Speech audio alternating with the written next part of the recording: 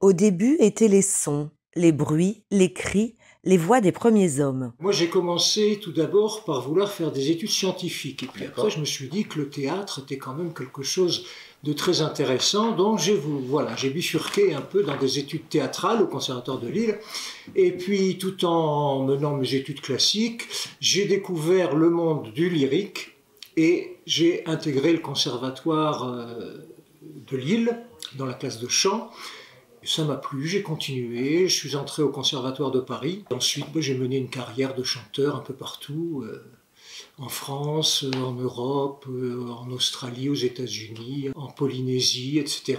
Et je continue donc à mener un petit peu toutes ces activités artistiques de front, c'est-à-dire à la fois les concerts, les prestations lyriques, mais aussi des récitals de poésie qui me ramènent un peu à mes premières amours théâtrales, et puis des productions de disques, l'organisation de concerts, de festivals. Voilà, donc c'est une vie artistique bien remplie. Oui, je le vois. Qu'est-ce qui vous a fait bifurquer du théâtre à la musique classique, au chant lyrique et toute votre carrière? Parce qu'au départ, c'était... vous l'avez découvert sur le tard Qu'est-ce qui... En fait, j'ai commencé la musique à 19 ans, donc c'est relativement tard. Et puis, je dois dire que la proximité scénique entre le théâtre et l'opéra ont fait que j'ai été très, très vite attiré par cette espèce d'art total où on a du texte, on a du son, on a des costumes, une mise en scène, donc il y a vraiment une sorte de plénitude dans ce genre artistique qu'est l'opéra. D'accord.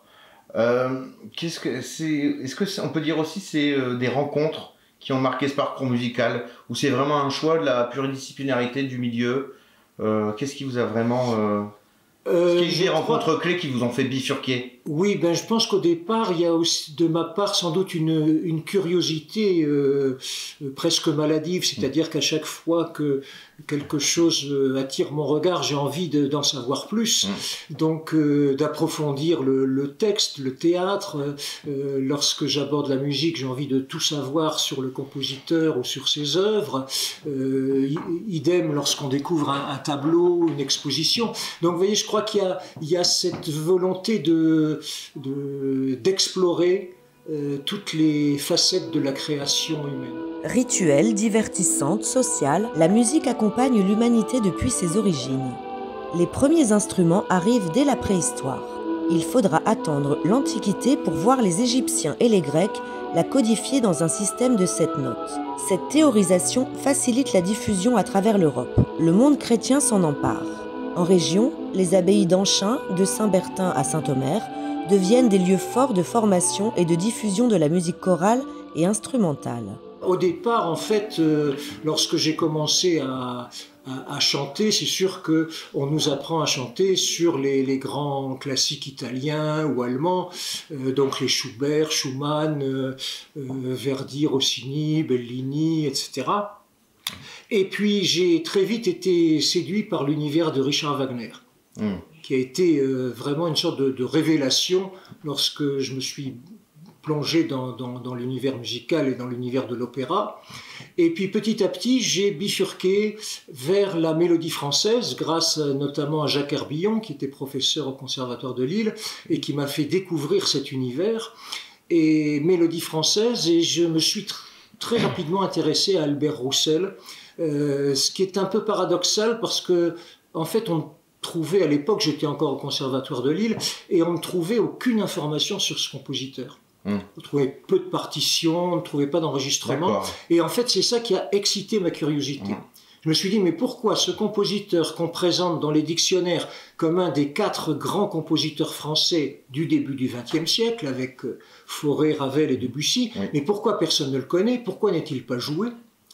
Et donc, je suis tombé dans la marmite, un peu comme Astérix. Et puis, j'ai continué mes recherches. J'ai rencontré beaucoup de personnes âgées qui l'avaient connu. qui ont pu donc me communiquer des informations de première main.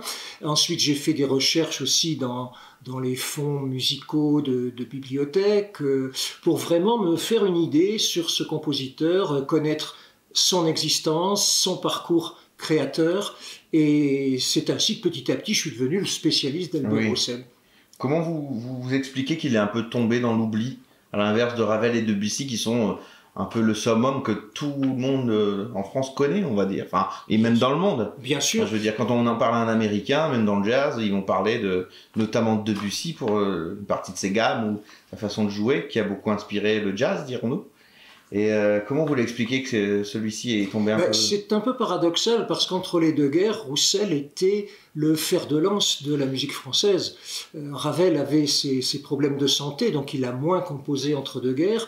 Et la figure majeure, qui était le modèle pour tous les jeunes compositeurs de ce temps-là, c'était Albert Roussel, qui s'est vu commander sa 3e symphonie en 1930 pour célébrer le cinquantenaire de l'orchestre de Boston. On n'a pas demandé à Ravel, on a demandé à Roussel. Oui. Vous voyez, donc il était vraiment, entre les deux guerres, considéré comme, avec Florent Schmitt, avec Ravel, comme vraiment un compositeur de premier ordre. Et c'est par la suite que son œuvre est un peu tombée dans l'oubli, surtout en France, après la disparition de Charles Munch, qui était le chef d'orchestre qui a beaucoup dirigé cette musique de Roussel. Eh bien, nous avons eu un certain désintérêt pour son œuvre, et ce qui est intéressant de savoir, c'est qu'à l'étranger, il a toujours été très joué. Oui. Donc voilà, donc la mission que je me suis donnée, quand j'ai constaté cet état de fait, ça a été un peu de me dire, il faut qu'on redécouvre l'œuvre de Roussel, et quel meilleur moyen pour la redécouvrir, c'est de la programmer soi-même, comme ça on est sûr qu'elle est à l'affiche. D'où ma volonté de créer un festival Albert Roussel pour que nos concitoyens puissent tous avoir accès à cette musique et se rendre compte effectivement de son excellence. Oui. Il était plutôt apprécié et repris par des chefs d'orchestre de quel pays, de quel continent? Alors surtout, il a été très joué en Tchécoslovaquie, puisqu'il a eu des élèves, notamment Bohuslav Martinou, qui venaient de Tchécoslovaquie pour travailler avec lui, tant son renom était important. Il a eu des élèves en Amérique du Sud, en Amérique du Nord, en Italie, un peu partout. Oui. Et il y avait un héritage, on va dire, discographique qui était repris aussi de ses disciples. Absolument. Il y a eu des enregistrements, bien entendu, faits de son vivant. Et par la suite, des chefs français comme Charles Munch, comme Pierre Dervaux, comme Jean Martinon, ont beaucoup enregistré la musique de Roussel. Et l'ont beaucoup donné à la radio, notamment. Donc il y a toujours eu une tradition, un fil conducteur qui permettait d'entendre ses œuvres. C'est surtout à partir de l'hégémonie de Pierre Boulez, qui a voulu un peu détruire toute cette tradition française, que l'œuvre de Roussel est un petit peu tombée dans l'oubli.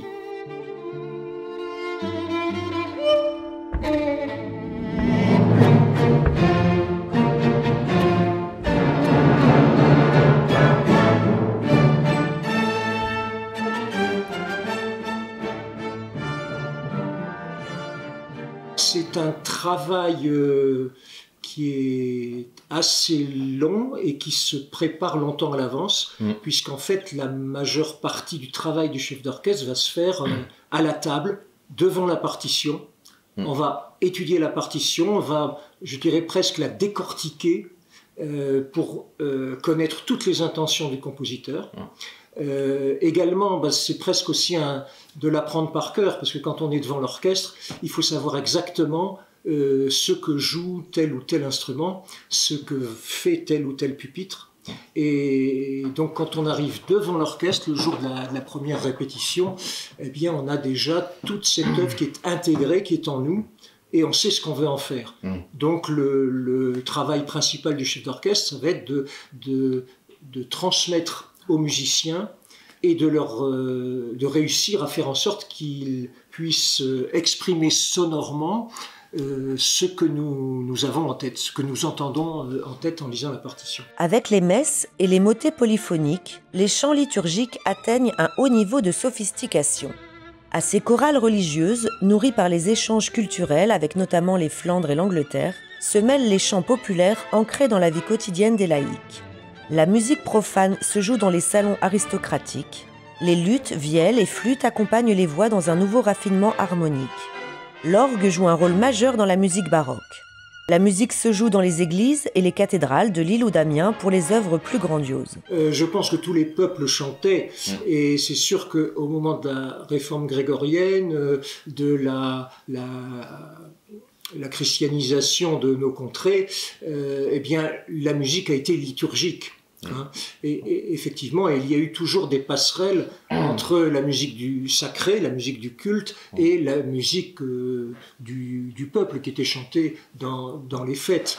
Il est certain que toute la liturgie grégorienne a énormément influencé la production de chansons populaires, puisque ce qu'on entendait à l'église, eh bien ensuite on changeait les paroles et puis on l'a chanté dans les fêtes familiales ou les fêtes de village. Nous sommes un peu déformés de nos jours parce que quand on veut écouter de la musique, on appuie sur un bouton et on a toute la musique du monde à notre portée.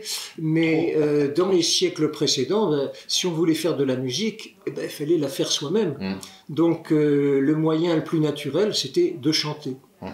Donc je pense que chacun chantait pendant son travail. On a beaucoup de chansons de métier.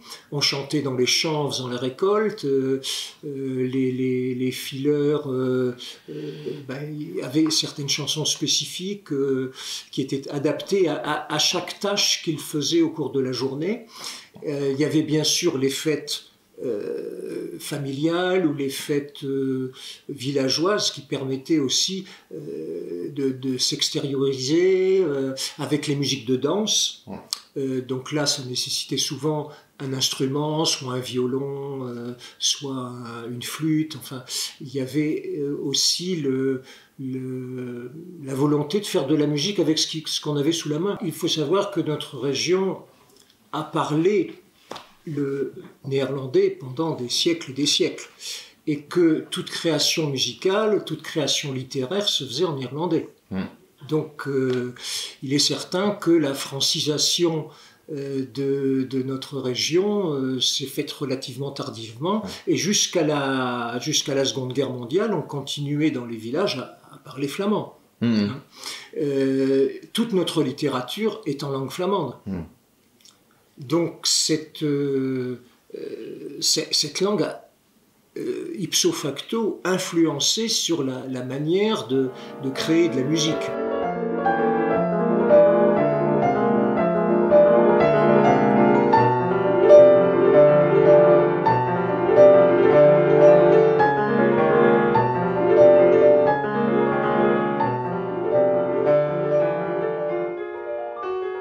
En fait, je crois qu'on n'a jamais été isolé. Les musiciens savants qui officiaient dans les cathédrales, dans les collégiales de notre région, étaient formés dans les meilleurs centres musicaux d'Europe et revenaient ensuite, en fonction des nominations, revenaient donc travailler par ici. Et nous avons eu un répertoire aussi riche que celui de Versailles ou de Lyon ou de Bordeaux ou de Toulouse pendant toutes ces années de l'Ancien Régime. Le seul problème, c'est que nous avons laissé perdre tout cela. Nous avons été, comme vous le savez, très souvent envahis. De nombreuses archives sont disparues. Mais nous avions, à Cassel par exemple, il y avait des compositeurs qui écrivaient tous les dimanches, comme le faisait Jean-Sébastien Bach, qui écrivait tous les dimanches des cantates ou des morceaux instrumentaux pour le culte.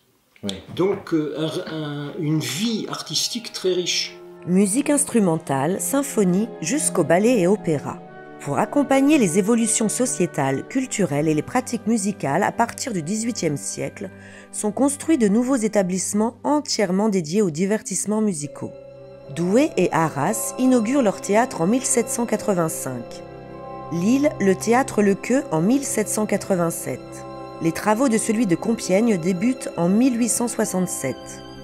À la Belle Époque sont édifiés le Grand Théâtre de Calais, l'Opéra et le Théâtre Sébastopol de Lille. La révolution industrielle contribuera également à l'élargissement des publics.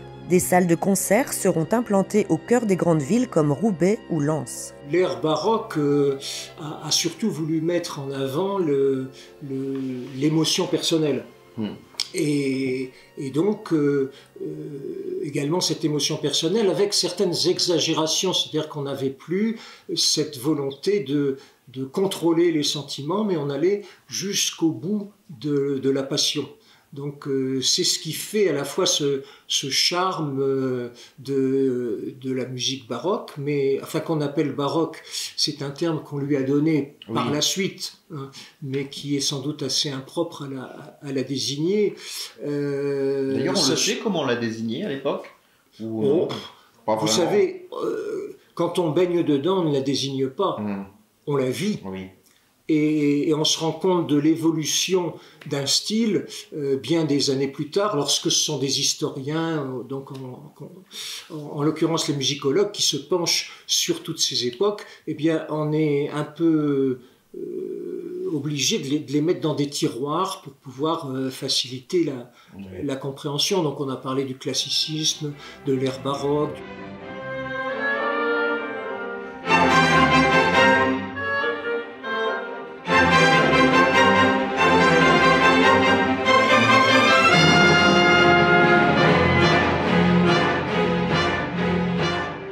Classique, romantique, quel public attirait la musique savante? Ah, évidemment, ce n'étaient pas les gens du peuple. Hein, ça pouvait, de temps en temps. Ils y étaient forcément, non pas conviés, mais ils l'entendaient, puisque toute la domesticité d'un château ou d'une demeure bourgeoise, quand il y avait un concert, forcément, les domestiques étaient là. Donc, ils entendaient. Ils entendaient ce qui se jouait, quitte quelquefois après à retenir les airs et à les exporter chez eux. Il y avait des grands centres musicaux, notamment Douai, hein, Lille, évidemment. En fait, toutes les villes qui avaient donc des maîtrises, des cathédrales, des collégiales, donc il y avait une intense activité musicale, également parce que ces villes disposaient de théâtres, dans lesquels étaient joués les opéras comiques de l'époque notamment, et si l'on voulait voir donc ces productions, il fallait forcément aller en ville, dans nos campagnes flamandes isolées. C'est sûr qu'il n'y avait pas de production d'opéra.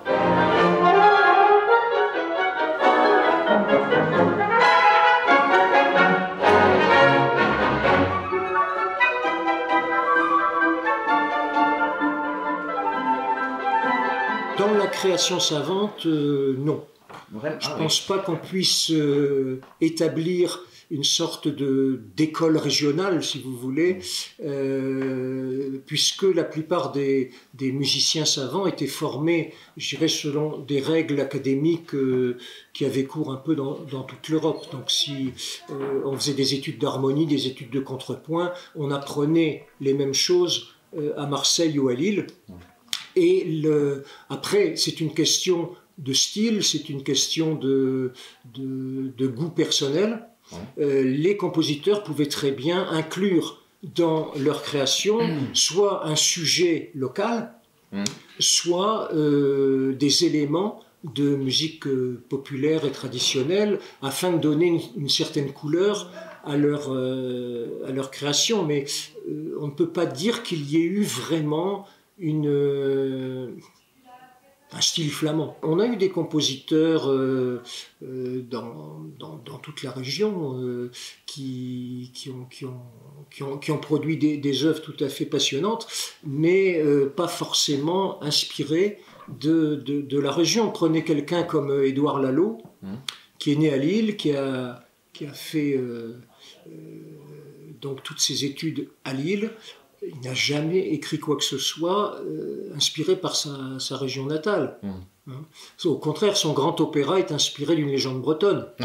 Oui. Bon, c'est une autre forme de régionalisme. Albert Roussel lui-même, né à Tourcoing, qui revendiquait ses origines flamandes, comme il considérait que la solidité, la force rythmique de sa musique lui venait de ses ancêtres flamands. Et pourtant, dans sa musique, il n'a jamais, sauf à la toute fin de sa vie, il n'a jamais été inspiré par un sujet historique de notre région. La seule œuvre dans laquelle on décèle quelques éléments de musique traditionnelle, c'est la Rhapsodie flamande, donc qu'il a écrit en se basant sur 5 thèmes populaires. Les grandes figures, Johannes Ockeghem, Pierre Delarue, Josquin des Prés, Guillaume Dufay. Dès le Moyen-Âge, des grands maîtres de la polyphonie font rayonner la région à travers la France et jusqu'en Italie où ils sont missionnés. Même s'ils apprennent la musique dans les maîtrises des grands édifices religieux, leur composition ne se limite pas à la musique d'église. Ils composent des ballades, virelais, rondeaux ou motets, et même des messes avec des thèmes profanes.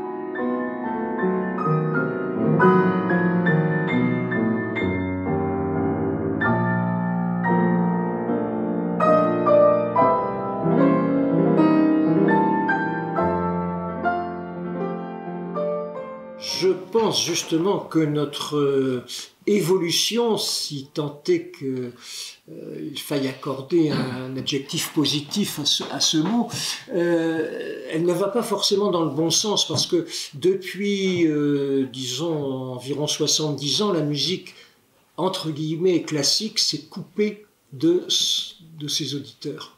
Elle a voulu aller trop loin dans l'avant-garde.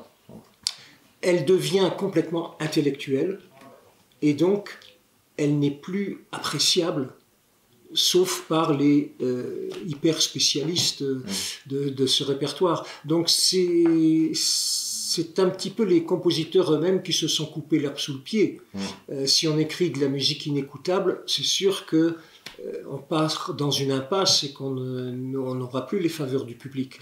Il faut tout de même, tout en gardant ses propres caractéristiques, il faut savoir que quand on écrit quelque chose, quand on met en scène une pièce, quand on peint un tableau, c'est pas pour nous tout seuls, c'est pour communiquer avec quelqu'un qui sera en face de l'œuvre. Et si cette œuvre est complètement hermétique, eh bien, il n'y a pas de communication, il n'y a pas d'art, il n'y a pas d'échange. Et c'est ça qui est capital dans la création. C'est vrai que c'est une filière très importante que la musique de film. Et d'ailleurs, la plupart de nos grands compositeurs au XXe siècle ont écrit des partitions pour le cinéma, les compositeurs classiques. Et je crois que ça continue. Les compositeurs qui ont eu des formations tout à fait académiques, je pense à Georges Delerue, à Michel Legrand, à Maurice Thiriet, etc. Eh bien, ce sont des compositeurs qui étaient capables d'écrire une symphonie et en même temps d'écrire une partition très grand public pour le cinéma. Au contraire, les compositeurs qui ont voulu s'enfermer dans une avant-garde et dans une recherche ésotérique n'ont jamais écrit pour le cinéma, ou quand ils l'ont fait exceptionnellement, c'était un ratage monumental.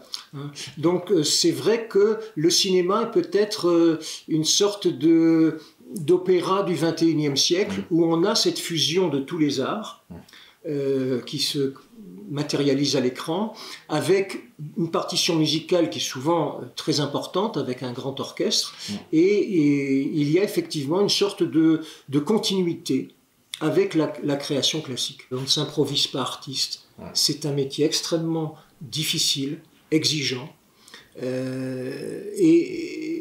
qui est magnifique. Hein, si un danseur ne fait pas sa barre tous les jours, et il ne fera jamais, ne dansera jamais casse-noisette. Donc c'est très très important de mettre l'accent sur cette joie de faire des efforts, cette joie de travailler et d'aboutir à un résultat magnifique et valorisant. À l'âge baroque, Lodo Marois Jehan-Titelouze, organiste et compositeur, fondera l'École française d'orgue.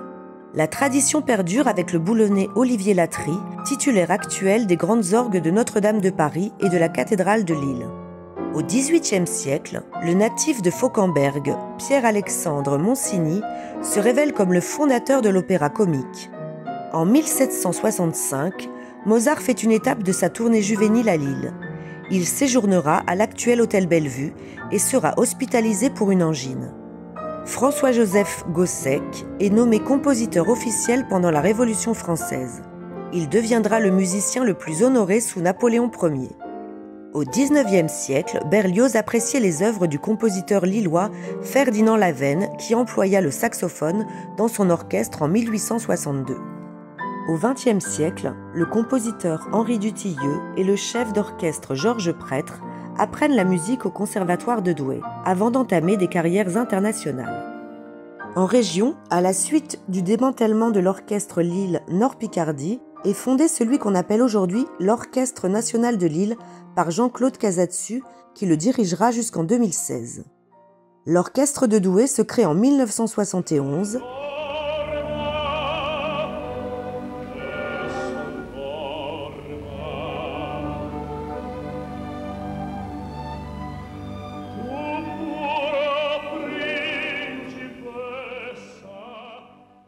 Et l'Orchestre de Picardie en 1985.